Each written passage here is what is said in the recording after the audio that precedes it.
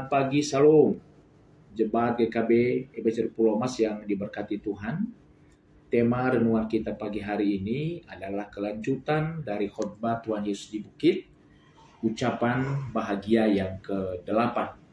Matius 5 ayat 10. Berbahagialah orang yang dianiaya oleh sebab kebenaran, karena merekalah yang mempunyai kerajaan sorga. Ayat ini merupakan bagian dari khotbah Yesus di Bukit dan menekankan bahwa orang yang menderita karena menegakkan kebenaran akan menerima kerajaan surga sebagai upah mereka. Beberapa hal yang menjadi poin renungan kita pada pagi hari ini. Ayat ini secara spesifik berbicara tentang orang-orang yang dianiaya karena mereka berusaha hidup sesuai dengan ajaran-ajaran Yesus dan firman Allah. Kalau kita menderita karena kita menyatakan sebuah kebenaran, karena kita melakukan sebuah kejujuran, dan kita dibenci oleh orang, bahkan kita dijatuhkan, dicari-cari kesalahan kita, itu adalah bagian yang masuk dalam ucapan Yesus, berbahagialah orang yang menderita karena sebuah kebenaran. Tetapi kalau kita menderita karena kesalahan kita menderita karena pelanggaran kita, dosa yang kita lakukan, maka tidak masuk dalam bagian khotbah Tuhan Yesus di bukit ini.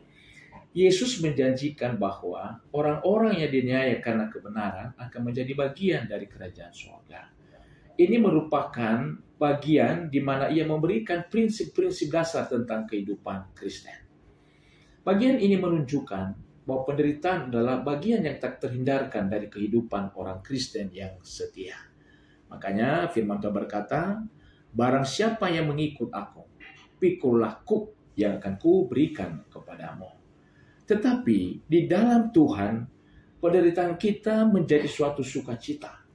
Meskipun kita mengalami penganiayaan, orang Kristen diajak untuk tetap bersukacita dan bergembira, karena mereka memiliki jaminan kerajaan surga di masa depan.